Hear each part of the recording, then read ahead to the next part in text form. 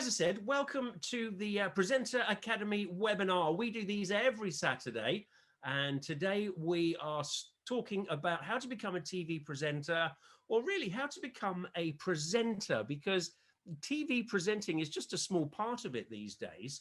We really do have loads of opportunities all over the place. So it might be the case that we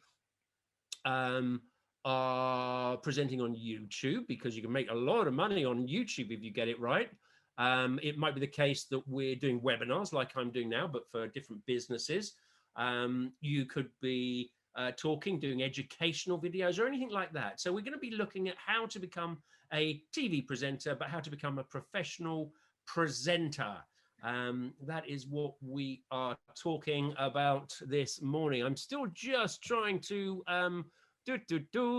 get everything just as it should be, and there are still people joining us, so I'm going to admit everybody as well. So it is 10 o'clock. It has gone 10 o'clock. So let's get cracking with this webinar this morning. So first of all, can I just ask, how many people here, you can either just wave or put up a wavy thing if you don't want to show your face. That's absolutely fine. Saturday morning, you don't have to. How many people here are already presenters? Do we have people here who are already presenters? Or are you looking to get into presenting? Yep, Mitch, you are. Are you actually, and Ellie, good. Yep, a few of you putting your little waves up, that's good. So you're already presenters. Some of you are probably performers, some of you are probably actors. Do we have any actors?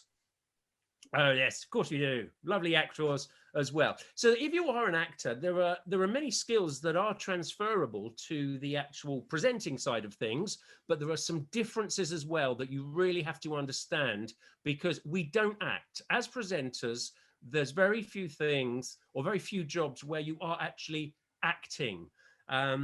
What you'll find is there are jobs where you're acting. So if you're doing an advert, perhaps like, "Hi, I'm Barry Scott," one bang, and the grime is gone. Yeah, that's acting. That's, Barry Scott, bless him. It's probably not even his real name. He doesn't actually talk like that if you're down the pub with him. Well, I hope he doesn't. It'd be weird, wouldn't it? Can you imagine sat in a coffee shop and he'd go, "Bang, I'm getting a coffee." You'd just go, "What is going on?" It's bizarre. So he's acting, and so is people like Keith Lemon. They're acting as well. But as presenters, we're not acting. We're really being ourselves, an enhanced version of ourselves, and that sometimes for a performer who is used to being other characters, used to playing the part, used to not actually revealing much of themselves to the camera, it can be quite a big step. It can be kind of scary sometimes, because if people don't like you, it's you. It's not a character they don't like, it's you, and that can feel personal sometimes. So the first thing I always say is TV presenters, on-screen presenters, any kind of presenters really, you have to be quite brave. You have to be quite brave to go up there, put yourself on that pedestal and be yourself. But that is the first thing. Being yourself is the most important thing for a presenter, unless, of course, there's always exceptions to what I say, exceptions in everything I'm going to tell you today. You'll be able to find an exception. But, and those exceptions, as I've said, are, acting it and stuff like that. But it can feel quite personal if you get feedback. So being brave and being yourself is the first thing. There's three main things that are essential, in my opinion, to becoming a professional presenter. And I'm going to cover them as best as I can do here today. The first area is the performance of the presenter. Just touched on it there, but we're going to go into a lot more detail about how to perform as a presenter, because although it is being yourself, there has to be a performance as well. The next part is the tools of the trade. I call things like auto cue, being able to interview people effectively, using things like talkback, multi-camera, working to time, all those things, handheld mic techniques. Those are your tools. And it's important as a professional that you are up to scratch with them. Don't go to an audition and hope to learn your craft at an audition. that's a mistake, because auditions, as we'll find out in part 3, which is getting work, audition process is part of that 3-step plan to become a professional presenter. And if you're getting auditions, but you're really winging it, then you're not giving yourself the best chance. And I always get really worried if I go on set or onto into the studio and a presenter says to me, "Oh, I'll just wing it, I'll be fine." I'm just like, oh no, preparation is really key. It's really, really important. And we'll cover all those things. So 3 things to cover today: the performance of a presenter, the tools of the trade, and getting work and getting out there, because nobody wants to be the best presenter in the bedroom where nobody ever sees you, unless you're on YouTube, of course, with millions of followers, then it's not so bad. But we need to get those followers from somewhere, don't we? So the first thing is, when it comes to the performance, many new presenters really do feel that if they just remember the words, if they get the words out in the right order, that is enough. They've done their job. That's not the case. The words themselves, going back to a study by a chap called Albert Mehrabian, back in 1968, late 60s, he did a number of experiments and studies, sorry. These experiments have been argued about, they've been misquoted and misunderstood, but we'll take a layman's look at them. Albert said that when you're communicating an underlining meaning of what you're saying, it's the emotional content, the subtext, the intent of what you're saying, that is carried just by the words by 7% alone. The next area is your tonality, the peaks, the troughs, the expression, the emphasis. That comes to 38%. And then the visual, what you're doing with your hands, your eyes, your facial expressions, all of that comes to 55%.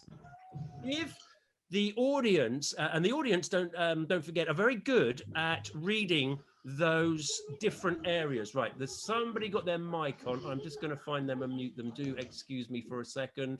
Just a little bit off-putting. There we go. Just make sure you got your mics off if you possibly can, guys. So the audience are very, very good at being able to read facial expressions and see if it's real. See if they believe you, or are you faking it? We've been doing it for thousands of years, hundreds of thousands of years, really, depending on who you talk to. So if I smile at you and I'm faking it, you can easily see if it's a fake smile. So if I just go, hello, there's nothing behind that. It's just manipulating muscles in my face to try to project an emotion. And the audience are too good at reading body language to be fooled by anything like that. They can also tell in your voice as well whether you're being genuine. And the problem is, if the first thing you say is something like hello and welcome, or hi, nice to have you here, but your face isn't backing that up, your tonality isn't backing that up, because you're simply getting the words out in the right way, that's the first little lie, little fib to your audience. You're lying about how you feel. Yeah, I'm saying hello, welcome, it's great to be here. Well, I got the words out all right, but I didn't really mean it, did I? And that's what that underlying sentiment is all about. If you don't mean what you're saying, or you don't have an angle or an opinion on what you're saying, then it is just simply 7% words. The audience or people you're talking to, they believe the biggest percentage. They believe the biggest percentage. And if the biggest percentage is visual and it's telling one thing, they're believing that, which is just like, I couldn't really be bothered. I'd rather be anywhere else in the world. Hello, welcome to today's show. I'm not going to believe those words because the other areas aren't saying the same thing.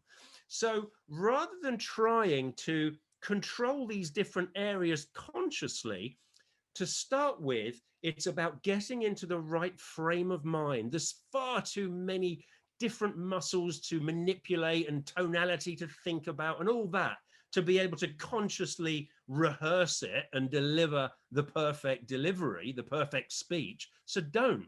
Just get in the right frame of mind, and you need to convince one person, and that person is you. You need to convince yourself that you're actually interested in what you're saying. that you're into what you're saying, that you're could be a bit passionate, could be a bit whatever the feeling is under those words.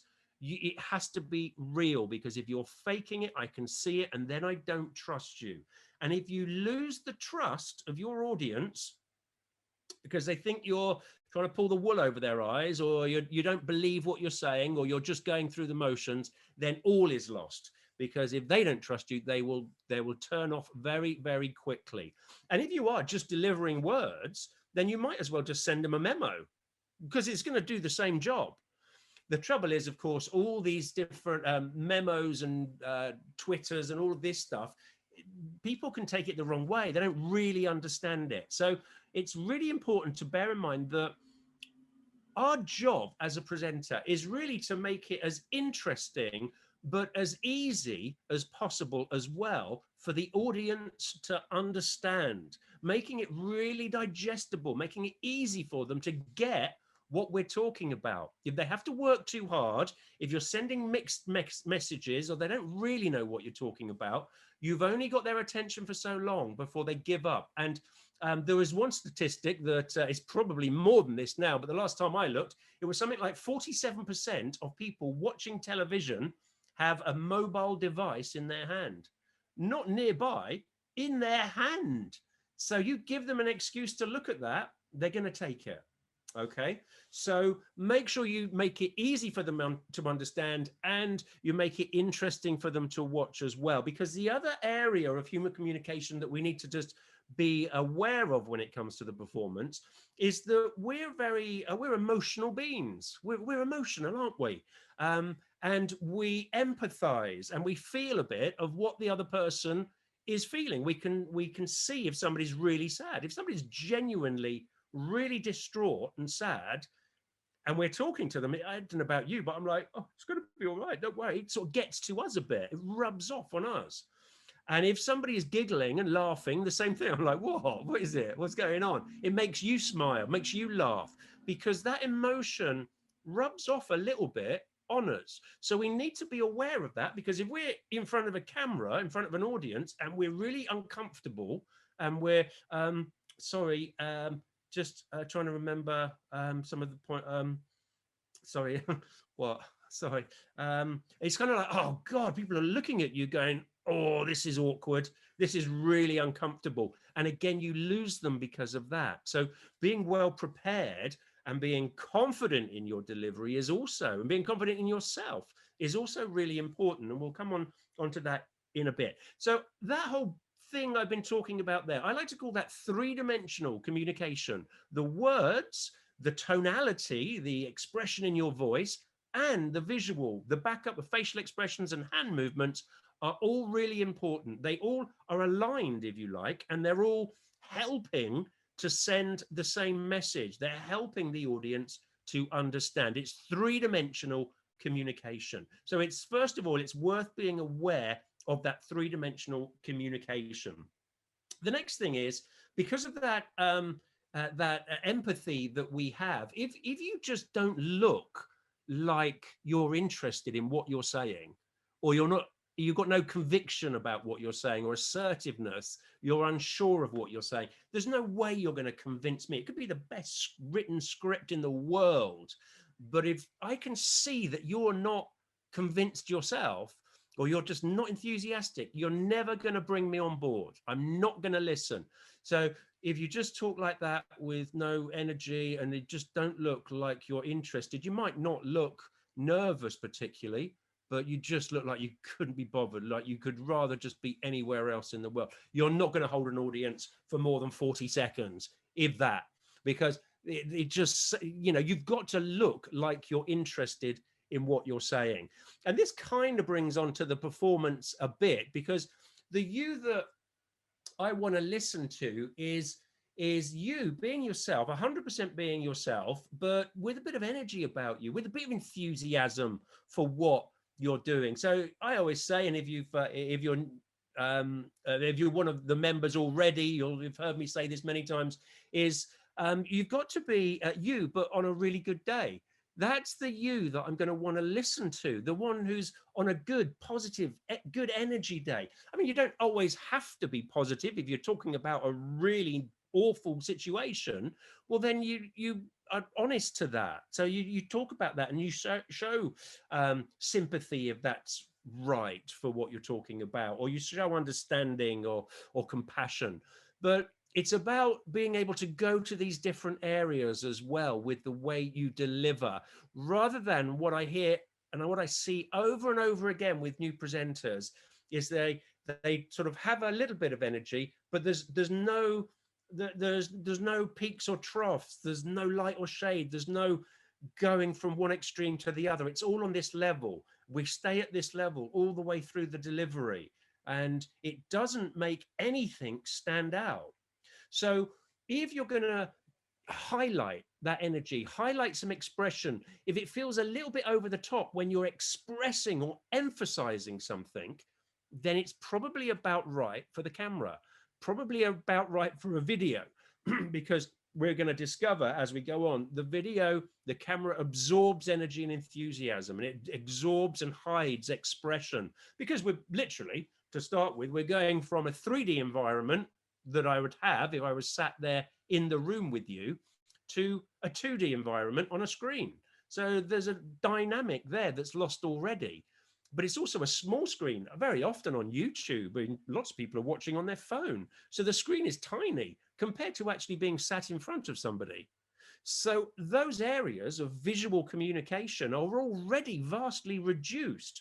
And so we need to compensate for that by being not false. I'm not talking about becoming a pantomime. Oh, well, what I think, and that's not going to work because it's false and it's ridiculous. But just emphasizing a little bit more, being a bit more punchy with the peaks and troughs and the expression of what you're saying. And that's, actors would call that probably the subtext of what it is they're talking about. What's the underlying meaning of the words you're using? And that can change drastically depending on how you say it. And so you have to understand what you're saying to be able to convey that. So just as a very simple example, I could say, it's great to be here today. And looking at that, you might think, yeah, it sounds like he's genuine. He's quite pleased to be here. Or I could say, it's great to be here today. Now, those words are identical, but the meaning is very, very different. In fact, 100% reverse on the actual meaning by the way of my tonality and the way of my facial expressions, or lack of, in that example. The way I say it is essential to convey the right message. So if you don't know or understand the message, you'll never be able to do that. So the first thing is your preparation. It is so important to take your items. And when I say an item, it could be an interview, it could be a talk about a cheesecake, it could be anything, talk about a brand, a product, I don't know, but it's an item.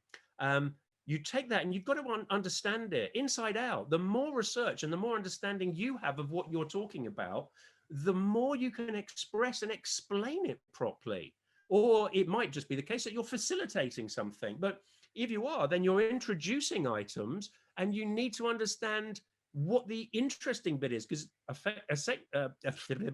essentially, as a facilitator, you're forward selling that item to either a live audience or a video audience. You're telling them what's coming up, what to expect, and who it is that's doing it. Now, if you make it sound as dull as dishwater, everybody's going to, oh, is it? Oh, gosh, I'm off then.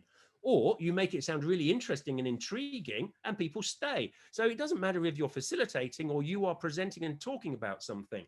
This is all very, very relevant to how you deliver it. And it's so much more about just getting words out in the right order. If I wanted that, I'd probably just go now and do one of those online little, what are they, computer program things that looks like a face, and just get that talking. If it didn't matter if it was a real person, it was just words, or I'd send a memo. Okay, but it does. People like to engage, listen, and get the real feel for other people. That's what we're all about, engaging with each other. And to do that, you have to be genuine. So one of the things from this whole first section of the performance of presenting, I always like to say the best presenters don't present. That's a bit funny, isn't it? That's a bit weird. That's a contradiction if I ever heard one. The trouble with presenting is it conjures up these ideas in people's heads that you are doing some sort of presentation to an audience, and it gets very formal all of a sudden. And especially for business people, they think they lose credibility if they're not warm and friendly for some reason. So what happens is we start talking very formally. Hello, welcome to today's session. My name's Brian. I shall be taking you through some of the points of television and online video presenting. I'll be running through 3 different settings. It's like, what's happened to that bloke who was just talking to us? I can see I can see a performance, I can see a presentation, and I can see when somebody is talking to me and explaining to me. And that's the difference. So the best presenters, they don't do that presentation. They just talk to you. Sure, they talk to you in an enthusiastic way with assertiveness and confidence. Yes, of course. But they are literally just talking to you. You can imagine that if you were sat in a coffee shop, they'd be the same person. There would be the same thing going on. They would be chatting to you. So, so finding that you on a good day, being confident in you, who you are, what you are, how you are, the way you see the world, the way you see this item, this issue, whatever it is you're talking about, confidence is key to getting that across and being yourself. Because again, if somebody isn't confident in what they're doing, it doesn't instill confidence in me. I'm going back to that sort of when we empathize with each other. It's the same sort of thing. If I can see that you're wishy-washy, if I can see that you don't really know what you're talking about, I'm thinking, well, I'm not buying into that. This bloke doesn't know what he's talking about. So confidence is really important. It comes from preparing what you're talking about and knowing what you're talking about, but it also comes from being comfortable in yourself, not having to hide anything, not having to try to be something that you're not.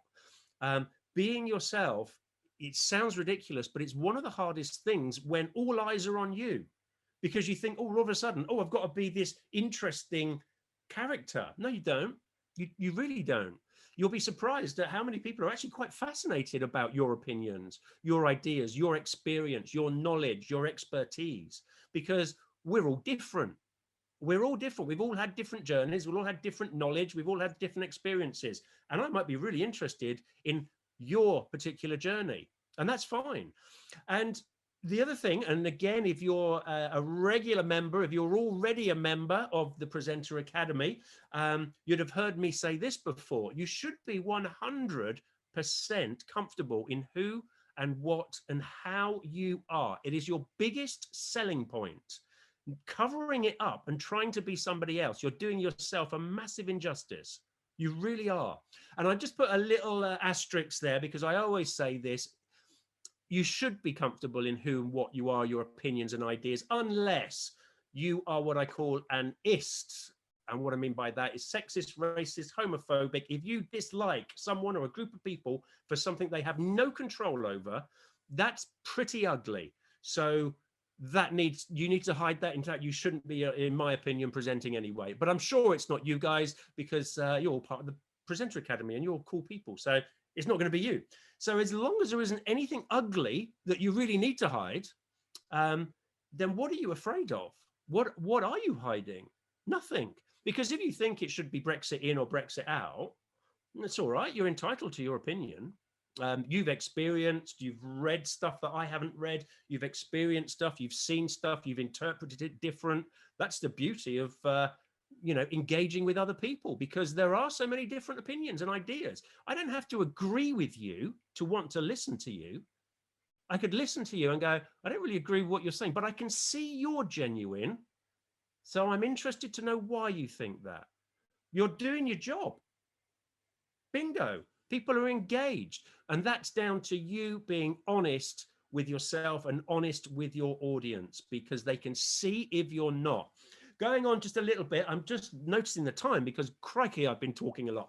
I need to get onto the second section, but just a really important one is charm and charisma. Being charming and charismatic is all about, is a great thing. It makes people comfortable watching you. It makes people want to engage. It makes people feel at ease in your presence, being charming and charismatic.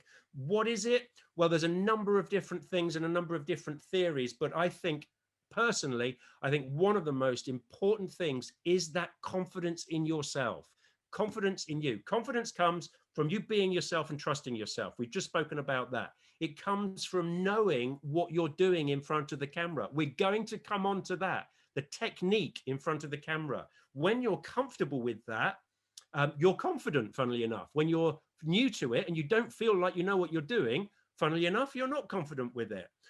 So the preparation, as I said, is super important. But the third thing when it comes to charismatic people, confident, charismatic people, is they are not trying too hard. This is a big mistake. We want to be good. We want people to like us. It's nice, isn't it? When you get a nice comment and somebody goes, oh, yeah, I really like that presenter. Yeah, really like the way Susan does it. She's great there. It's nice. That's sort of like a little bit of an ego massage. Don't worry, we've all got them, egos. Some of them are bigger than others, but it's nice to have a compliment once in a while. And it's not nice to have people saying they don't like you. So we try hard to do a good job, but we try in the wrong way. We try to please. We're too desperate to make people like us or to be funny, or we're trying to be interesting. And then all of a sudden we're crossing over into the not being genuine. We're now going to that performance or that pretending area, and people can see it. And nobody likes somebody who's trying too hard to make you like them. It looks desperate. It looks like, and desperation is not good as a presenter, unless of course it's a character and that's the character you're playing. But as a general presenter, being desperate to try to be good, desperate to make people listen or like you, is a big mistake. Trust yourself, do it your way. If something makes you laugh, chuckle to yourself, fine. But do it because it's genuine. Do it because it's you. And don't try and please everybody all the time, or you will just become diluted and you'll please no one. Okay, there's going to be people who will not agree with you and will say they don't like you. Fine, you know, I get it. Do you know, we had a new person on the webinar last week, and they came back and they said something like, you know, that this free webinar, by the way, they said, you are a rip-off, a con, you're conning people. I'm like, what? How much did you, what do you mean? So everybody gets it, okay? Everybody gets it, because everybody's different, you know, and you know, this chap just didn't get where we come from, and that's fine. I'm not going to change what I do to try and please him, because everybody who does come back every single week will go, why's Brian changed? Why is he not doing it the way he's done before and just talking to us, or doing this or doing that? So you are always going to get people who don't get you. That's fine as well. And it's having a thick skin, and as I said, being brave. Okay, so the first bit there is performance. I'm going to move on because time is ticking away, and then I'm going to open it up to questions and comments and all that interaction malarkey business. So there's our performance. Next thing, tools of the trade. Some of the things that you need to be able to do, because this builds confidence as well. The first time you use TalkBack, which is a little earpiece that we have in a TV studio, where a producer, producers, directors, sound engineers, people like that are sat in a little room called a gallery. And it's sometimes right by the studio, sometimes it's in a different building. It just depends. And they talk to the presenter by a microphone in the gallery. They press a button and it goes into your ear. So they might say, we're coming back from the advert break and you're coming back on camera 3. Okay, that comes in your ear. And in during the actual show as well, if you're interviewing or if you're holding an object, you might get instruction too. It might be, oh, just hold that up a little bit further. Hold it there for a couple more seconds. Or, oh, why don't you ask this question? Or whatever. It could be any instruction that you need to know. So it's coming through to your ear. Now, the first time you use that should not be at a interview, okay, at an audition, because it's a big mistake to learn your skill or attempt to learn your trade at an audition. At this point, I'm just going to say goodbye to our Facebook guys, because I've forgotten, and you've got half an hour instead of 15 minutes. But the next part is essential to becoming a presenter, because it's selling yourself, getting a contact with agents, getting yourself out there and getting work, because you can get all of this stuff right and be the best presenter in the bedroom that nobody sees.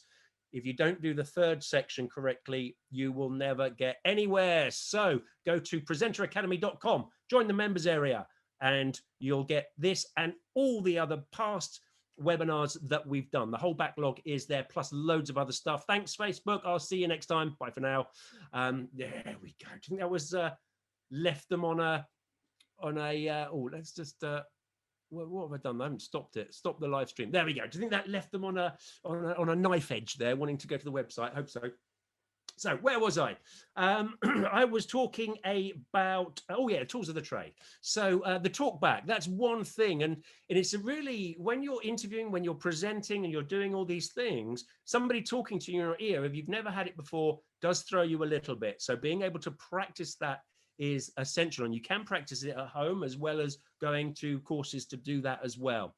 Auto cue is another tool of the trade. So this is where you have the word scrolling across the front of the camera lens on a piece of glass, so they're reflected on the glass, and as they scrolled up, your eye line is reading the words that are crossing the lens. There's a little marker on both or one side of the screen to let you know which is the line that's crossing the lens.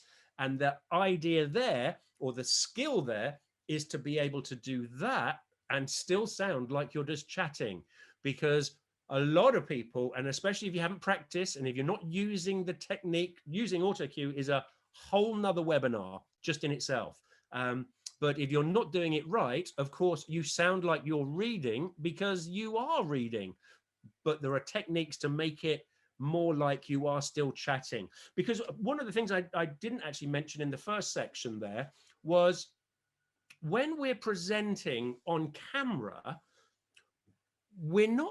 we shouldn't be thinking that we're presenting to an audience of 1,000 or 10,000 or 100,000 people, because that's not my experience as a viewer. So you're watching me. I'm talking to 40 or 50 people. I don't know how many were on Facebook, probably 100 or something. No idea. But I'm talking at the moment just to you. In my head, I'm just talking to you. Okay, because as soon as I think, right, there's 150 people here. Hi guys, welcome to this. My mentality is wrong. Your experience of watching this is it's just you. Some of you have got somebody in the background. I can see them. But for your experience, it's just you on your own, and I'm talking to you. So in my head, I'm talking to one person, and I really genuinely am. Now it's easy on a Zoom call because I can see your face. But when it comes to a TV camera or a video camera, you've just got a lens. All you've got is a lens. And that's when you start thinking, oh, there's thousands of people watching this. And that's when you start presenting to the camera. So this is, again, a creative part of what we do, is convincing yourself that it is one person. I know presenters who actually stick a picture under the lens of their best friend. Or I talk to my mum. She thinks I'm great. I can do anything. You know, I just go, blah, blah, blah, blah, blah, and my mum would go, cool, isn't he good? He's so talented. She's right. But I have in my head my mum, and I just talk to her if it's a lens, because I can't go wrong. It's a great place to work. There's no fear there. There's no worry, because it's just my mum I'm talking to. So don't put this scary thing, this scary picture in your head of thousands of people. That is scary. Listen, thousands of people, it's scary. And funnily enough, thousands of people isn't scary. I presented a number of events at Wembley Arena, 13,000 people. It's not that scary, really, because you can't see the whites of their eyes. I find it more intimidating if I'm in a room of a board of directors and there's 15 of them, and you can see every individual reaction. You can see people go, oh, God. Or you can see it in their face, just as your audience can see in your face those expressions. So just don't give yourself those images. Give yourself great feedback. If you say something that's slightly amusing, in your head, your person you're talking to loves it. They think it's brilliant. In your head, if you say something that's fairly interesting, imagine them going, yeah, wow, that's fascinating, Brian. You are fascinating, mate. I go, yeah, I am. But it probably sounds like you're just arrogant and big-headed. That's not what I'm saying. I'm not saying get above yourself, but I'm not saying, it's a fine balance, isn't it? You should certainly not undercut yourself or put yourself down. Never get annoyed with yourself if you trip up on something. So what? I've probably tripped up a number of times on this very webinar. Do I look like I care if I have? No, I'm not going to beat myself up about it. I'm just going to get on with the job, because my focus, my passion, my want, my need is to explain stuff clearly, to pass on something that hopefully is going to help somebody get somewhere. And that's my reward. I get that's rewarding for me. So I've got no space to worry about if I pronounce something wrong or I slip up on a word. I just carry on like I couldn't care less, because I couldn't care less.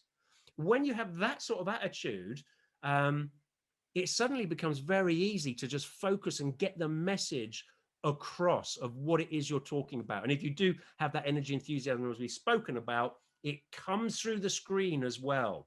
So a couple of other little things here that just are worth mentioning. Now, I know this is a Zoom webinar, so I haven't really been looking at the lens at all during this. I've glanced at it a few times, but I'm not really too worried. And the reason being, on a Zoom call like this, is you all know it's a Zoom call. You're on the Zoom call. You know that I'm looking at individuals and seeing what reactions and seeing who's joining and who's leaving and all that. So it doesn't bother you, I'm sure. But that's not the case when we're doing TV or video work. So I'm going to take my glasses off there. So keeping your eyes on that lens when you're doing TV work is really, really important, because it looks now, I'm guessing, that I'm looking at you, into your eyes. If this was a real life situation and I kept that eye contact on that lens, you would be going, now, this guy is really freaky, because he's just holding that eye contact. It's too much. He's staring me out. He's a weirdo.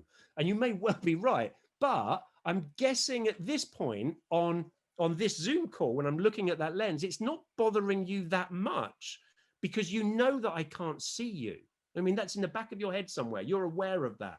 So keeping the eyes on that lens is really, really important. I'm not saying you never take your eyes off the lens. You can do a number of occasions. So if I was going to say, I'm talking about my glasses, I said, so these glasses are dead cheap ones, actually. I think you can get them on Amazon, pack of 15 for about £8, bargain.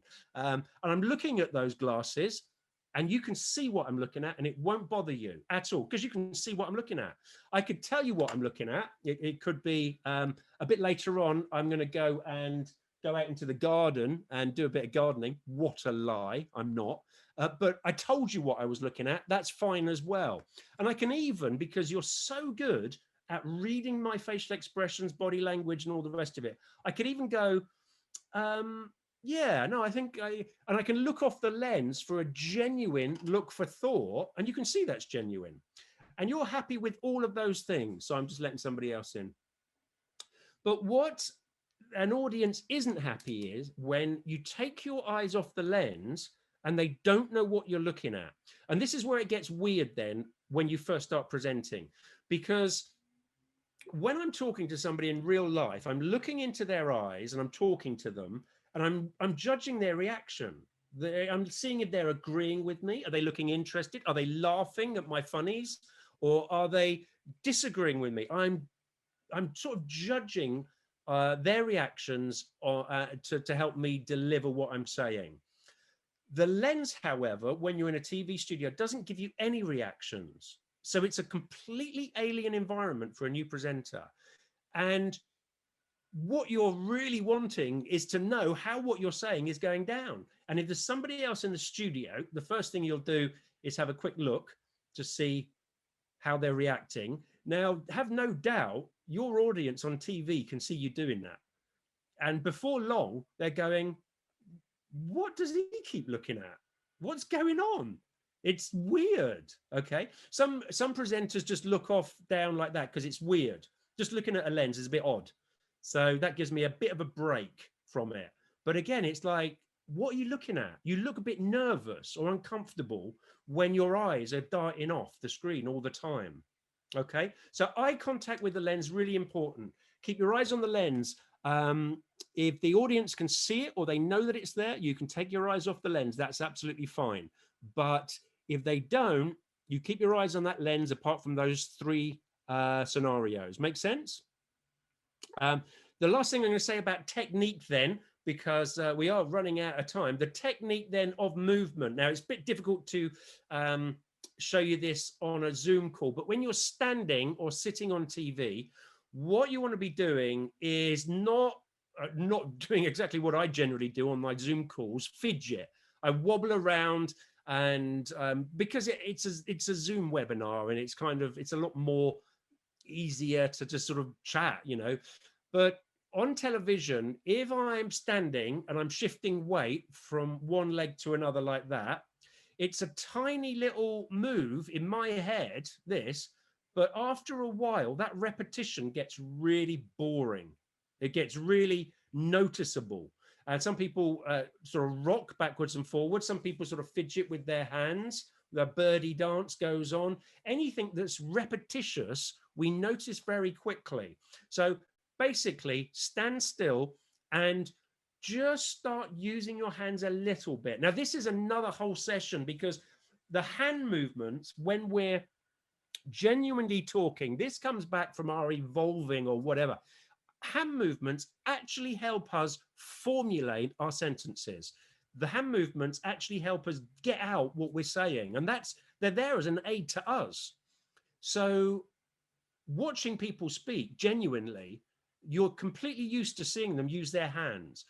But of course, a presenter very often has learnt the script or has got an auto cue in front of them or has a really good idea of what they're going to say because they've rehearsed it. So there's no need to formulate those thoughts. So there's no need to use your hands.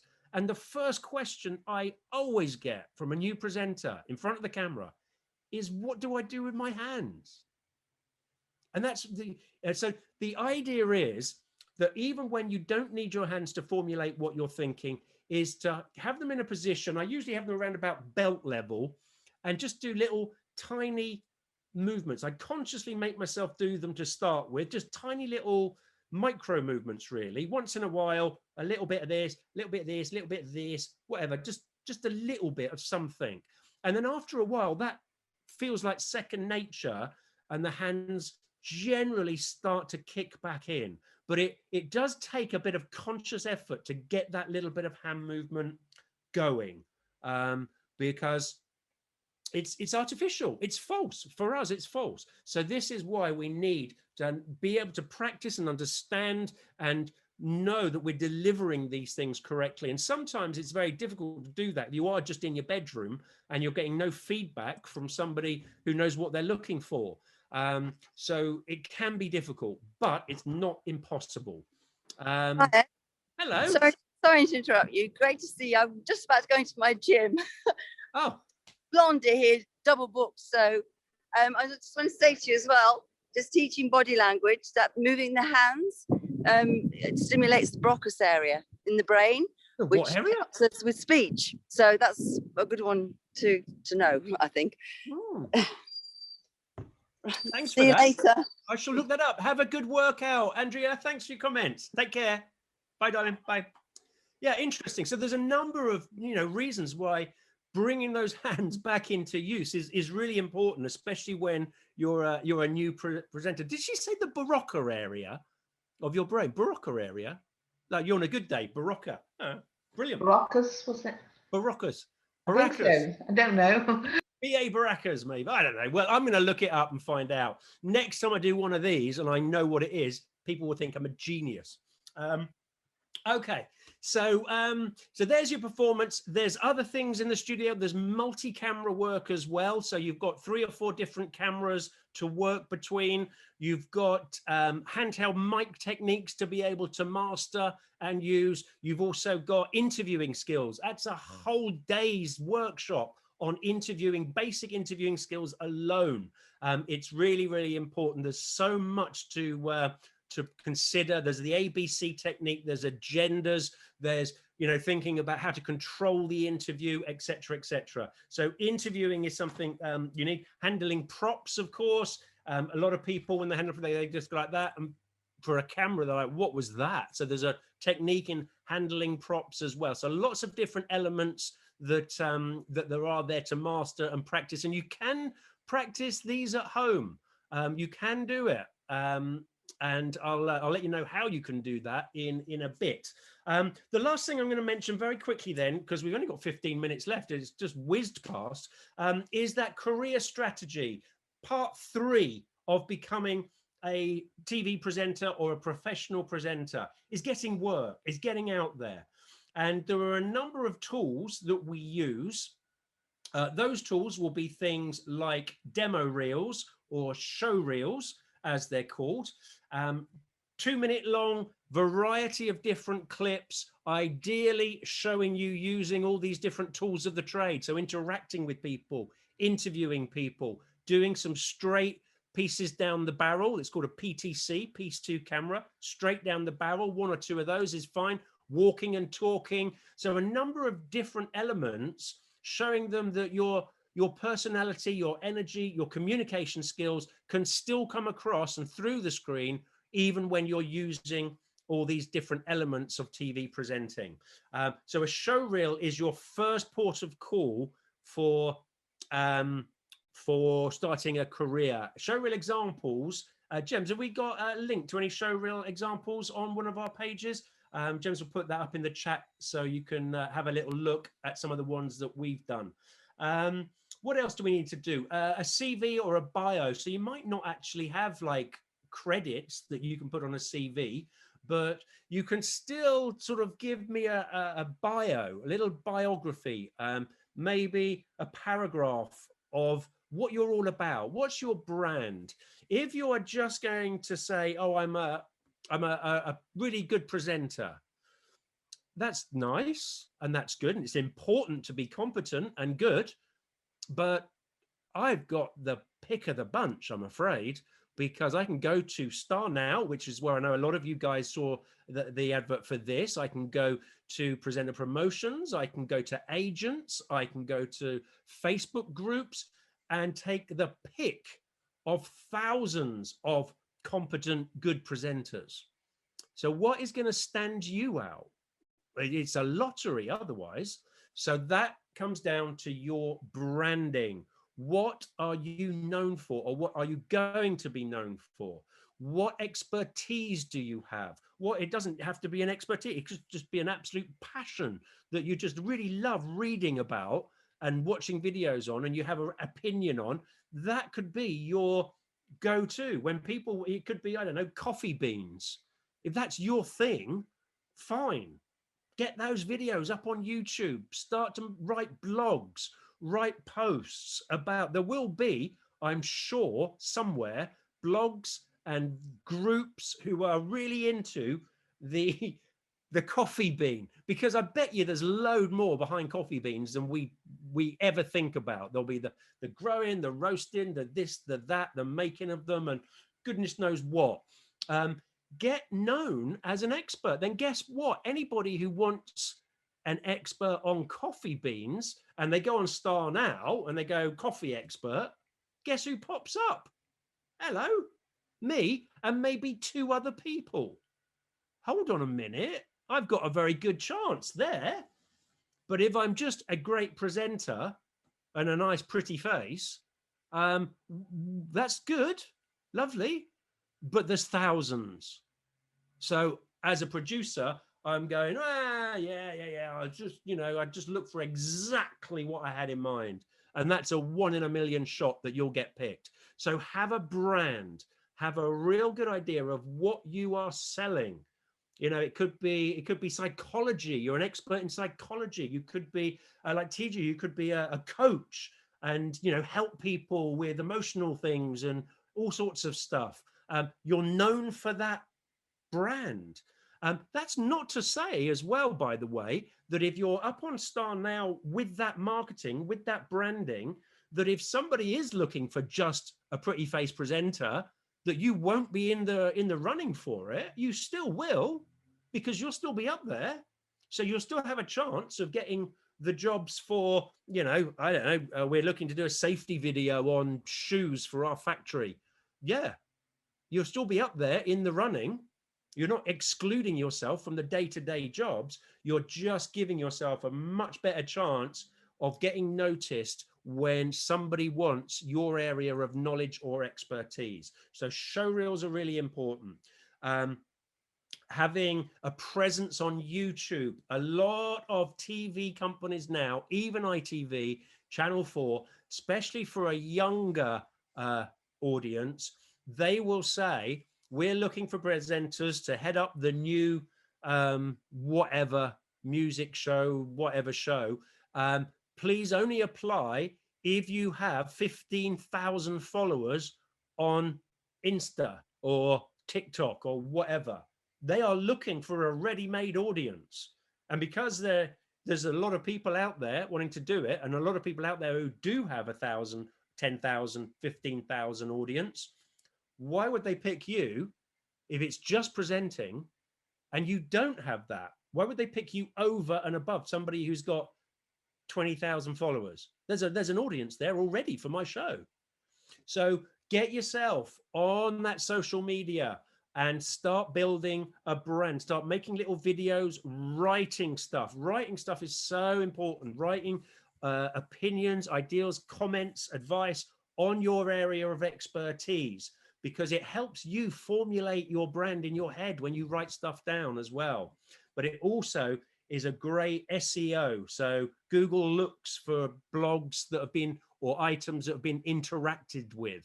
So it's a great way to build your audience. Make sure you're asking people to subscribe, to follow you, to like you, because interaction of content these days is what it's all about. That's what Google likes. That's what gets you noticed when it comes to the search engines. People are interacting with your stuff. Okay.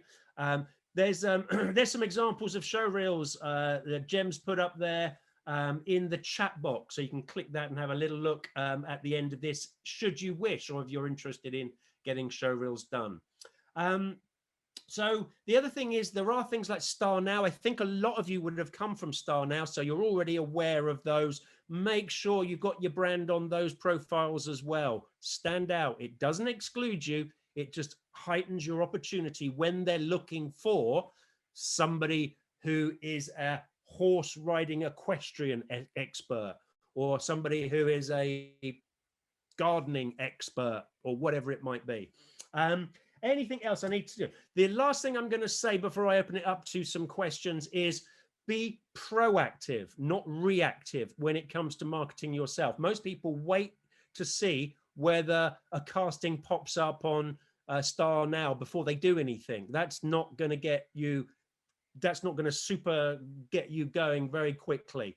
LinkedIn, join all those things. There's always jobs on LinkedIn. But what you should be doing is going through all the programs on Sky TV. There's 900 Sky channels, and there's other platforms as well. There's Virgin, there's goodness knows what. At the end of those programs, they tell you who produces them. They tell you the name of the directors, the producers, the production company. Well, if that's the show you want to be on, these are the people you should be approaching. Now, do it in a professional way. Lots of people send emails. Sure, it's easy, it's cheap, but you need to start thinking outside the box. You need to start going, right, okay, what is going to get me seen here? So write to the individual, do some research on LinkedIn, on the web, and find out a little bit about them. You never know. They might be a real keen rose planter. And if you're going for a gardening program and you just pop in that line, oh, by the way, I love your doodah roses, that stands out rather than dear sir, madam. I'm writing to you as I'm looking to become a presenter, blah, blah. That's not going to stand out. There's hundreds of thousands. So write to the person. So let's say you'll write to Mrs. Jones at the Horse and Country show or Horse and Country channel TV. Tell her that you let her know that you've actually watched the program. Dear Mrs. Jones, after watching the Equestrian Hour, I really like the way you combine dressage with show jumping. I don't know, make a sensible comment that is also a little bit of a compliment, not too sucky, but just a little bit of a comment. And I think it's a good way of demonstrating blah, blah, blah, blah. Just a little comment. They go, oh, right, yeah, I did that. Just a little bit of, people like it. People like their egos to be massaged once in a while. So just give an intelligent comment on their show. Then say something like, after spending, the last 15 years competing at fairly high level in show jumping, I thought I would write to you, as after watching the show, I also feel that I'm similar in a way to your current lineup. So this is a very considered letter all of a sudden, isn't it? Rather than, dear sir, madam, I want to be a presenter. I'm really hardworking and would love to love you to look at my show reel. No. Make it about them. What is it you're going to bring to the table? What can you bring? What do you appreciate? And make a very personalized letter. And you could actually, I say, write a letter, rather than an email, write a letter. Why write a letter? Because guess what? If a letter comes through to my office and it's handwritten, I open it. Brian Naylor, Primary Studios. All right, yeah. Blah, blah, blah. Bit of perfume. Ooh, yeah, I'm joking about the perfume. Don't put the perfume on. But I open a handwritten letter, don't I? Whereas an email that comes through, anybody who's emailed me before will tell you I'm hopeless. Because guess what? I've got 3 email accounts. I've got WhatsApp groups coming out my ears. I've got messenger apps appearing left, right, and center. I don't remember where I saw a message half the time, let alone respond to them all immediately. It's just letters, however, they get noticed. So I say send a letter, a little USB stick with your show reel on, your demo reel. Great little job. Or you could be ultra clever, standing out, get noticed. Now, anybody who's been on one of my, been a member for a while, I don't know if I've ever shown you these. Have I ever mentioned these? Anyone? I don't know if I have. Oh, I'll tell you now then. Sorry, Susan, you're going, oh God, here we go. He's off on his flipping video calling cards again. Rather than write the letter, you're a presenter. Present it. You can do it on your phone. Yeah. Make a short, less than a minute. It's got, I'd say 40 seconds, little video where rather than writing a letter to Mrs. Jones, you say, hello, Mrs. Jones, we haven't met, but I did want to have a quick chat with you because after seeing the Horse and Country show, and I've actually been blah, blah, blah, you're basically going to deliver your covering letter verbally to Mrs. Jones. You're going to talk to her. And at the end, say, and my show reel is actually going to play after this. So thanks for watching. I look forward to hearing from you. Bang. And you pop it on one of these. This is a video brochure. I call it a video calling cards. Again, there'll be a link coming up if there isn't already. You pop it on there, send it in the post. As soon as you open that, now I haven't charged this one. All right, but it does work. As soon as you open it, it starts to play. Oh, there's Jenny's show reel. Can you imagine if that landed on your desk and said your name? So whoever you are, say, hi, Susan, we haven't met, but I wanted to have a quick chat. Or hi, Mitch, I hope it's okay to contact you like this. Or hi, Alicia, I was watching your program and I think, bang, are you going to watch that? Because the first thing you're going to do is go, whoa, that's freaky. And then you're going to watch it. You're going to get noticed. So it's doing things like that, which gets us people, our ex-students, and okay, this sounds like I'm blowing my own trumpet, but I'm so proud of various people who have come through our courses. We had a chap called Flo email me just last week saying, oh, thanks, I still have all your advice going through my head. He's working on his own show now in Dubai. We had, what's that chap who did the postcode lottery? He's doing the postcode lottery straight out of one of our courses. We've got so many people who are Annabelle Knight. She does This Morning. She's an expert on Big Brother's Bit on the Side. She works with Eamon Holmes. She does her own radio show. She's an author. She came to us at Pinewood and did her course. So it's really lovely to see people getting work. Are they the best presenters I've ever worked with? Don't tell them. Probably not. Probably not the best presenters. They're very good presenters, don't get me wrong. But what did they master? They mastered their branding. They mastered their own personal marketing and branding. And they did things like that. And now they're working.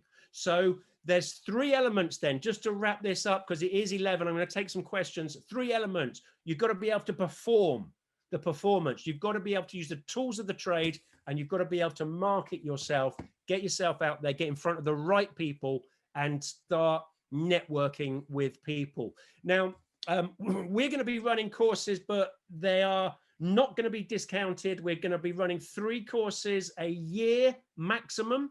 You can still book those if you wish. But we also have e-learning. I think the 3-day course is 1,250. They're very exclusive. We used to run them every single month. We're not going to be doing that anymore. It's going to be 3 courses a year. But what we have got is e-learning courses. E-learning courses where everything I've spoken about is covered in full.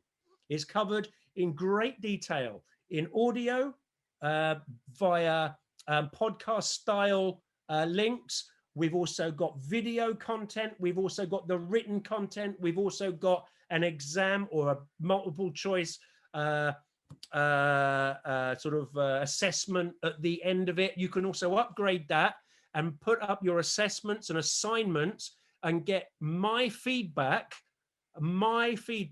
as well. But that is an upgrade on that e-learning. If you want to take part in our e-learning courses, you can do.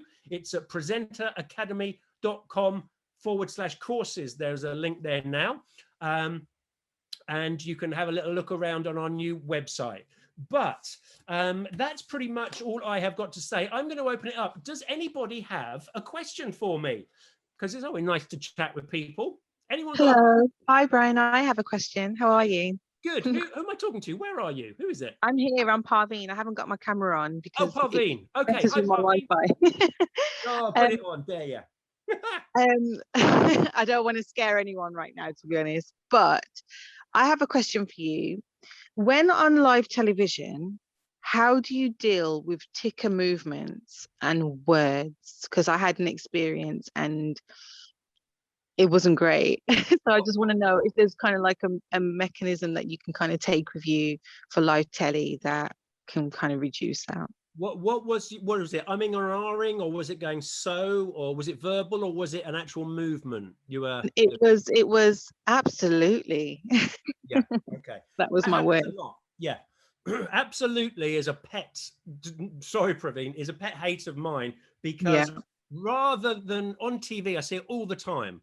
Rather than just going, yeah, that's right, people are trying too hard to sound enthusiastic. And they are relying on the words to do that for them. Go back to my 3-dimensional communication. The words are 7%. They don't do the job. Saying absolutely, but saying, oh, absolutely, absolutely, absolutely. It's a repetition. It stands out as being a little bit artificial. And if you go back to the 3-dimensional communication, just looking enthusiastic, if it really is, that is right, yeah. So it's kind of like going back to the basics there. Oh, there you are, lovely. Oh, yeah, you look fine. Yeah, it's going back to module 1, the three-dimensional communication, and just getting really comfortable in not trying too hard. Now, I know on live television, you do, unless you do it every day, you do start to feel a little bit under the, whoa, this is a bit scary. And that's great. I think doing some warm-ups, doing some breathing exercises, and actually always just keeping in your head that what is the worst thing that can happen on this screen? I fumble a word or something. There's no need to try and impress anybody. That's what you've got to just really hold with you. And so if what they've said is right, or be honest. Being honest will help. Being totally honest. So if they say something, our natural, because we want to sound enthusiastic, we go, oh, absolutely. But you could say, well, that's almost right, but also there's this to think about. So always offer an opinion or a different angle. You're there because of your opinion, your expertise, your knowledge. Yeah, I'm going to say this. Don't take it the wrong way, because you do have a pretty face, but that is not why you're there. Okay, you are there because of what you know, your experience, your authority on what it is you're talking about. Rely on that, and so trust yourself, and be honest. I do agree with that, but I think something else that's important to consider is this. When you're going on television, Praveen, what are you talking about? Is it something to do with beauty products? Yeah, beauty, fashion. Yeah. Yeah. So always have an agenda. Always pick a few points that you're interested in, or you think are the most fascinating or the best bits about what you're talking about, and have a really solid stuff to say about your agendas. Okay, because in that way, if they say, oh well, this is just this is just a foundation, then rather than going absolutely, you would say, you're right, it is a foundation, but what is different about this is that because you've got something to say, and that comes down to you having your agendas already planned out in your head, all of your agendas. Okay, and then it is just repetition and doing it over and over again, but don't try too hard to sound enthusiastic. It's kind of like be enthusiastic rather than try and show it. Does that make sense? Yeah, that really does, because where you're saying you're trying to sound enthusiastic, you're trying to stay on, you're trying to stay up, aren't you, to try and meet that level. And that's where the ticker word came out. I mean, it wasn't an absolute car, but when I watched it back, I was like, oh, I could have probably not said that 50 times there. Yeah, so that's really helpful. Thank you. You're welcome. And don't forget, Praveen, we're our own work. Blah, blah, blah, blah, blah. We are our own worst critiques. So I look stuff back at what I did, and I think, oh my goodness, oh my God, look at what was I thinking? Putting a ponytail in. I look like flipping Hannibal Lecter. But nobody else is really even thinking about it. Nobody else cares, if I'm honest. Or I'll look at the way I stutter too much, or I wobble around. Do you know what? I'm past it. Just past it. I don't bother. Not bother. I mean, don't get me wrong. If I'm on television, I will fall back into my rules a bit more, but I'm not going to be overly worried about it because I'm focused on my message. That's the main thing.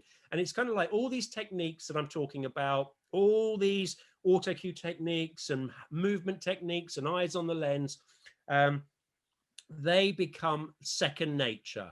They just become, it feels right to do them. It's like driving a car. I'm driving a car now and I'm talking to somebody in the car, and I'm not even thinking about what I'm doing half the time. I'm just driving on automatic. That's what your presenting technique and skills and things should get to, so that you just focus on your message and away you go. Yeah. Thank you. That's really helpful. Yeah, nice to see you. Okay, have we got any more questions then? Oh, there we go, Mitch. There you go, Mitch. Unmute yourself, please. Hello, Brian. Hi, buddy. I've got a question about finding your authentic voice. Right. I feel like once the camera comes on, a character kind of comes out. And I'd like to be a little bit more neutral with that sort of expression on the camera. Yeah, yeah. So do I detect an American accent, Mitch? Yes, sir. Oh, wonderful. Whereabouts? Are you in America now? No, I'm actually in Singapore right now. Wow. Okay. Crikey, I was on the wrong side of the world. Okay, so yeah, your authentic voice. This comes down to really just trusting yourself, who you are, how you are, what you believe in, and again, not trying to impress anybody. Lots of people get a bit nervous, and so they put on, or they try too hard to be interesting or to be good in front of the camera, to be liked and stuff like that. But if you truly trust your own knowledge, your own expertise, if you truly think, do you know what? I'm all right. I'm not Brad Pitt or anything like that. But what I enjoy and what I talk about and my area of expertise, I'm pretty comfortable with that. I'm all right. And there is no need for me to try and seek other people's approval. I don't need it because I have my own approval. That's enough. And that sounds a bit sort of weird, I suppose, but I think I'm okay. So I'm not looking for that from anybody else. I'm not going, oh, like me. Oh, I've got to do this to be interesting, or I've got to do this to be taken seriously, or whatever. I'll just let my knowledge, my expertise, what my complete confidence in what I'm saying, because I've been doing it for a long time and I've seen the results of people who have taken the advice fully and it works, and I know it does. And that's enough. I don't need to seek anybody else's approval. So I think it really is about trusting yourself, looking in at yourself. Stop trying to impress the camera. Stop trying to do something to the camera or to that audience, or pushing something out on that radio, or what do that. Look inside and go, am I all right? I mean, are you, Mitch? I mean, are you like some sort of serial killer or something? No. Weirdo, like dead dodgy, come sort of like 10 o'clock at night, you're going around Singapore with I don't know, but I'm sure you're not. Okay. So you're a pretty decent guy. That's a good start, isn't it? Do you know what you're talking about? When you're talking, do you truly believe that? Okay, are you racist, homophobic, not feminist, sexist? Are you any of those things? No, sir. So what are you hiding? You seem to me, from what I've just chatting to me, you seem like a pretty cool guy. I guess it's kind of a persona that I've developed, and I have levels of it that kind of come on at certain points. Okay. And rather than just staying with that one character, I need to have like an interview style and a commentary style and a host style. And I have to change between those things. And I always feel like I have to be way up there. So I just want to find a more natural, convincing tone. Yeah. So the technique changes between those things. The actual technique of commentating, the actual technique of interviewing is what changes. The style should not. The brand, Mitch, should be what we were talking about right at the start. It's you genuinely convincing yourself that you are talking to one person, because that's how it comes across on the camera when even people on TV. I mean, how many people here sit and watch TV with 50 other people? We don't. It's one or two. You have a big family, you might have 4 or 5, but it's one or two people watching you. Talk to them. Put yourself in the coffee shop and imagine that scenario. You're talking to somebody in the coffee shop. You could be really quite enthusiastic about telling them about a holiday. I haven't been on holiday for like 18 months. We managed to get away. It was awesome. What we did was this, that, and the other. You're talking to somebody in a coffee shop about something you're really enthusiastic about. Okay. Would you ever, to that person in the coffee shop, go, so don't go anywhere, stay tuned, I'm going to get myself a coffee, I'll be right back? They'd go, what? What are you doing, Mitch? You mad person. It's just totally false and not you. So think of that scenario in that coffee shop. You're talking to one person enthusiastically, sure, but it is one person. Yeah. Finding yourself, just look inside. That's the thing. Look inside and really decide on who and what you are. If you're finding it's starting to get, I'm guessing you're feeling a bit artificial when you're getting too high up there. Is that right? I guess it's sort of the feedback between different demographics that we've had. Like I've had to stay very excited in my presentational style, and the producers are always screaming at me to get more excited, be more amped. And so I've always had to stay way up. And now that we're approaching a Western audience, like now we're on US TV, now I need to bring that down because it seems like the US audience doesn't respond well to that level of hype. Yeah. So I have to be able to jump back and forth between these different styles. And I just like myself to come out rather than trying to be something for those different audiences. Yeah, well, that is very tricky then if you've got two styles of audiences doing the same take.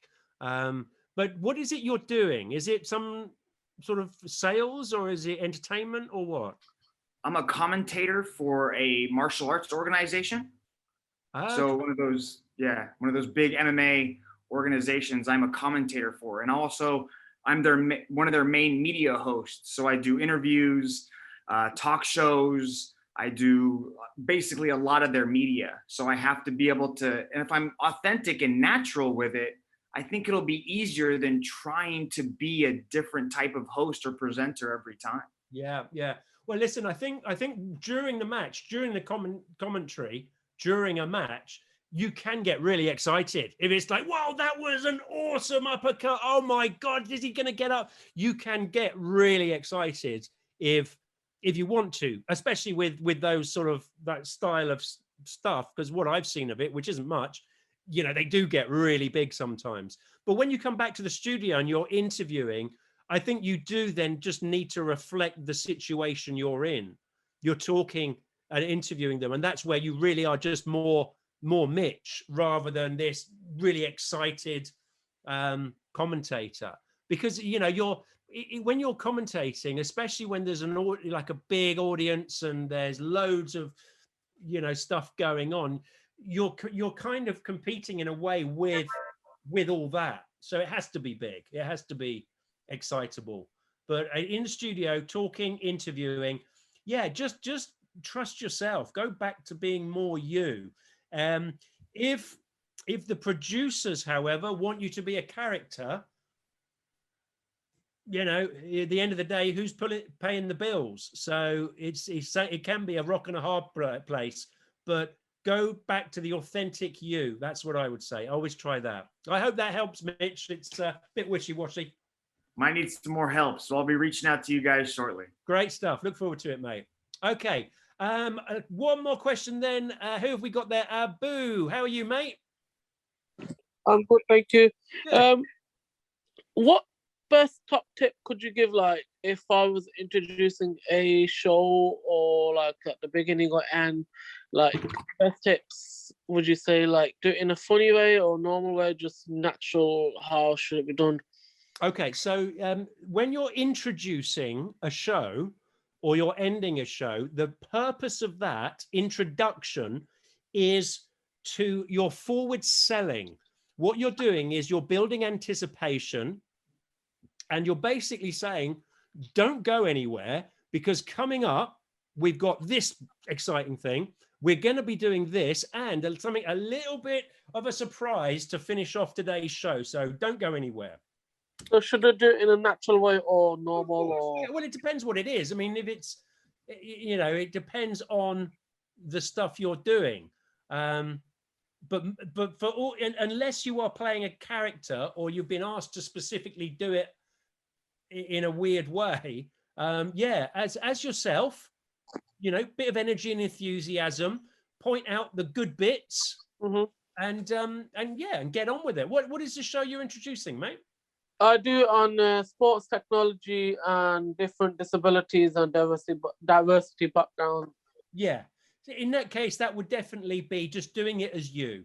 Yeah. Okay. On a good day with enthusiasm about the subject matter, but yeah, do it as you, Abu. Don't sort of go over the top with that whatsoever. Okay, thank you very much. Cheers, mate. And oh, quickly, how'd you say that? Is that Thief? It's Petal. Petal. Yeah, it's a South African name. Oh, So. lovely. What a lovely name. How you doing? Thank you. I'm good, thanks. I just wanted to ask, in terms of brand, if I want to do two different content, is it advisable to do both at the same time, or should I do one first, wait for the other one to mature, then jump into another? Is it gonna confuse my followers or my audience? Will it divide them?